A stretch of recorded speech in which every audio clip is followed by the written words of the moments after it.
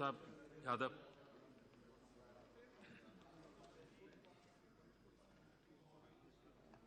माननीय उपाध्यक्ष जी, आपने मुझे इस आम बजट 2018-19 की चर्चा में भाग लेने का अवसर दिया, इसके लिए मैं आपका धन्यवाद देता हूं।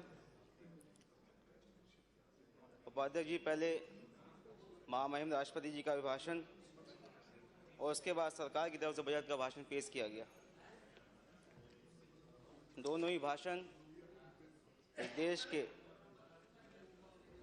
आम व्यक्ति के लिए उनके मन में कोई ठोस उम्मीद जगा रहा नहीं दिख रहा है और केवल एक कोरा आश्वासन साबित हो रहा है। अगर हम प्रथम दृष्टया इस बजट को देखें तो ये बजट कम और आगामी आने वाले चुनाव के लिए घोषणा पत्र अधिक प्रतीत होता है।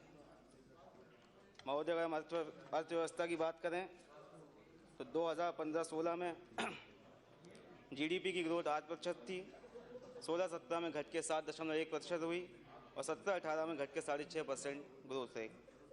जीडीपी में लगातार गिरावट इस सरकार के कार्यकाल में हो रही है और कल एक माननीय सदस्य बड़े दावे कर रहे थे भारतीय जनता पार्टी के कि हमारे देश ने अमेरिका और चाइना को भी पछाड़ने का काम किया है। ये आंकड़े उनकी बात को झूठा साबित कर रहे हैं। विकास के बड़े बड़े दावे जो सरकार ने 3 साल से किए वो भी खोखले साबित हो रहे हैं और विकास लग रहा है कहीं गुमशुदा हो चुका है। राजकोषीय घाटे के लक्ष्य को पूरा करने में भी सरकार पिछले 3 साल में नाकाम रही। महोदय, अगर हम इनकम टैक्स की बात करें तो टैक्स को लेकर मध्यम वर्ग के लोगों को एक बड़ी उम्मीद थी सरकार में कि शायद टैक्स स्लैब को बढ़ाया जाएगा और टैक्स एग्जम्पशन में छूट मिलेगी, लेकिन मध्यम वर्ग के लोगों को भी निराशा हाथ लगी। जहां एक तरफ 40,000 रुपये का स्टैंडर्ड डिडक्शन किया, वहीं दूसरी तरफ सेस को 3% से बढ़ा के 4% कर दिया गया और सरकार ने एक हाथ से पैसा डाला, दूसरी जेब से मध्यम वर्ग के जेब से पैसा निकालने का काम सरकार ने किया। जहां ये बजट मध्यम वर्ग के लोगों की निराशा लेके आया, वहीं कॉर्पोरेट्स के लिए इस सरकार ने 5% टैक्स में छूट भी दी। इससे सरकार की मंशा जाहिर होती है कि ये सरकार सिर्फ कॉर्पोरेट हितैषी है और किसान और मध्यम वर्ग इसके एजेंडे में नहीं। सरकार ने long term capital gain tax को 10% कर दिया। उसका असर यह हुआ कि सेंसेक्स पिछले 4 दिनों में 1700 पॉइंट नीचे गिरा और इन्वेस्टर्स का काफ़ी पैसा इस वजह से डूब गया। सेंसेक्स का ऐसी गिरावट इस बात को दर्शाती है कि बाजार ने भी सरकार के इस बजट को सिरे से खारिज कर दिया। माननीय प्रधानमंत्री जी ने अभी दावोस में अपने भाषण में दावा किया था कि अन्य देश प्रोटेक्शनिस्ट पॉलिसी लागू करके अन्य देशों को व्यापार करने से रोक रहे हैं, लेकिन खुद सरकार ने अपने बजट में 45 वस्तुओं पर इंपोर्ट ड्यूटी को बढ़ाकर मेक इन इंडिया प्रोग्राम को प्रोटेक्ट इन इंडिया प्रोग्राम में तब्दील करने का काम किया। यूपीए सरकार में जब पेट्रोल के दामों में बढ़ोतरी होती थी तो हमारे बीजेपी के नेताओं ने बहुत बड़ा आंदोलन और संघर्ष उस दौरान किया, लेकिन आज जब सत्ता में है तो पेट्रोल और डीजल के दाम आए दिन बढ़ रहे हैं। कोई हम लोग को इस बात का मालूम नहीं पड़ पाता कब किस दिन जो है पेट्रोल डीजल के दाम बढ़ते हैं और पिछले 4 सालों में आज पेट्रोल का दाम जो है अपने अधिकतम मूल्य पर है। अभी हाल ही में हुए एक इंटरनेशनल सर्वे में इस बात को दर्शाया गया कि भारत में 1% लोगों के पास देश की 73% संपत्ति है। पिछले 4 सालों में अमीर और गरीब के बीच एक खाई और बढ़ती जा रही है। महोदय, हमारा देश एक कृषि प्रधान देश है। पिछले 4 सालों में जब से मैं सदन का सदस्य हूँ, शायद ही कोई ऐसा सत्र रहा हो जिसमें किसानों की समस्याओं का, उनकी बदहाली का, उनकी परेशानियों का जिक्र ना हुआ। चाहे वो ओलावृष्टि का मामला हो, बाढ़ का हो, सूखा का हो, किसी न किसी मुद्दे पर किसानों की बात सदन में हुई। लेकिन 4 साल के बाद भी किसान की स्थिति बद से बदतर होती आ रही। कोई सुधार इस सरकार में किसानों के लिए नहीं हुआ। चूँकि चुनावी साल है और सरकार को किसान की याद आई और एमएसपी देने की बात सरकार कर रही। सरकार इस बात को भली भांति जानती है कि देश का किसान मन बना लेगा तो किसी भी सरकार को पलटने का मादा वो किसान रखता है। साल 2016-17 में गेहूं की लागत प्रति क्विंटल 2,345 रुपये थी, मगर सरकार ने इसकी एमएसपी मात्र 1,525 रुपये दिया।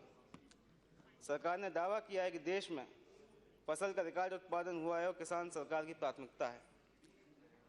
महोदय, उसके बाद भी रिकॉर्ड उत्पादन के बाद भी किसानों द्वारा लगातार आत्महत्या करना और अपनी फसलों को सड़क पर फेंकना इस बात को दर्शाता है कि सरकार किसानों को कोरे आश्वासन ही देती आ रही। महोदय, मैं जिस संसदीय क्षेत्र से आता हूँ आलू किसान की बहुतायत उस क्षेत्र में है, चाहे फिरोजाबाद जिला हो, आगरा हो, अलीगढ़ हो, फर्रुखाबाद हो, कन्नौज हो, मैनपुरी हो, वहाँ का किसान आलू को बड़ी मात्रा में करता है।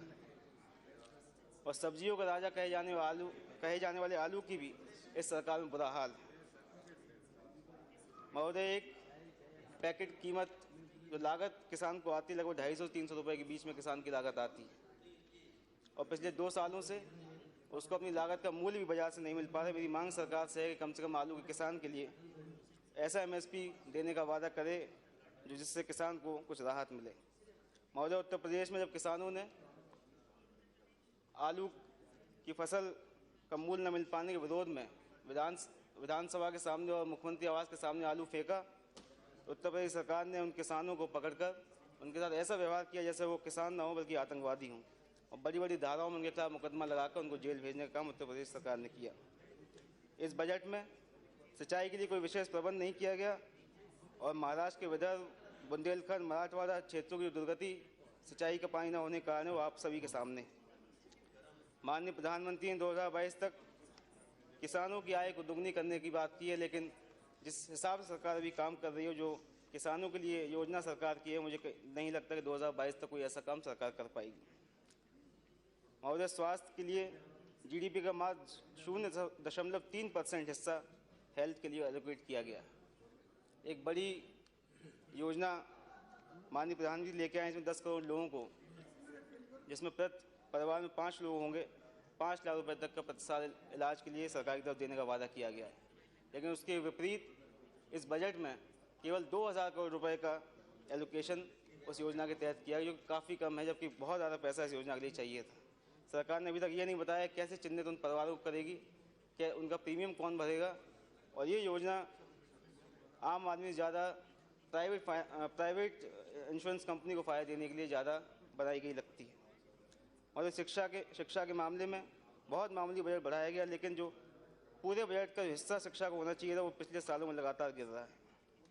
माननीय वित्त मंत्री ने कहा था कि सिविल एविएशन में कि हम ऐसी योजना लेके आने वाले हैं कि हवाई चप्पल वाले भी हवाई जहाज़ में यात्रा करेंगे, लेकिन सरकार की ये बातें भी हवा ही साबित हो रही हैं। बजट में 6,602 करोड़ रुपए का प्रावधान किया गया, इसमें 4,469 करोड़ रुपए केवल 2 VIP प्लेन खरीदने के लिए खर्च किए जाएंगे, सरकार ने अपने बजट में बताया। महोदय, पिछले कुछ सालों में इस देश में अल्पसंख्यक और दलितों के ऊपर अत्याचारों की जो घटनाएं बढ़ी हैं वो आप सभी के सामने हैं। सरकार द्वारा दिया गया जो आंकड़ा है, उसमें पिछले साल 2017 में उत्तर प्रदेश में, जहां भाजपा की सरकार है, सबसे अधिक सांप्रदायिक घटनाएं उत्तर प्रदेश में हुई। इन घटनाओं से इस देश का अल्पसंख्यक और दलित अपने आप को महफूज महसूस नहीं कर पा रहा। सरकार ने हज सब्सिडी को भी वापस लेने का निर्णय लिया, लेकिन जब मैंने प्रश्न इस मामले में किया कि हज सब्सिडी जो वापस आप ले रहे हैं उसका पैसे का क्या आप उपयोग करेंगे, तो कोई स्पष्ट उत्तर सरकार ने इस पर नहीं दिया। महोदय, इस देश की सुरक्षा पर खर्च होने वाले पैसे को भी सरकार ने इस बार कम किया। 1962 के बाद सबसे कम एलोकेशन बजट में डिफेंस को दिया गया।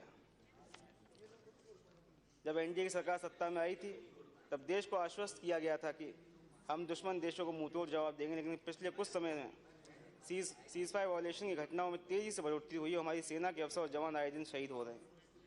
आज देश पर 2 तरफा हमला हो रहा है, एक तरफ जहाँ पाकिस्तान है वहीं दूसरी तरफ चाइना भी लगातार हमारी सीमा पर घुसपैठ करने की कोशिश कर रहा है। और ऐसे समय में बजट में की गई कटौती सेना के मनोबल और उनकी तैयारियों पर प्रतिकूल असर डालेगी।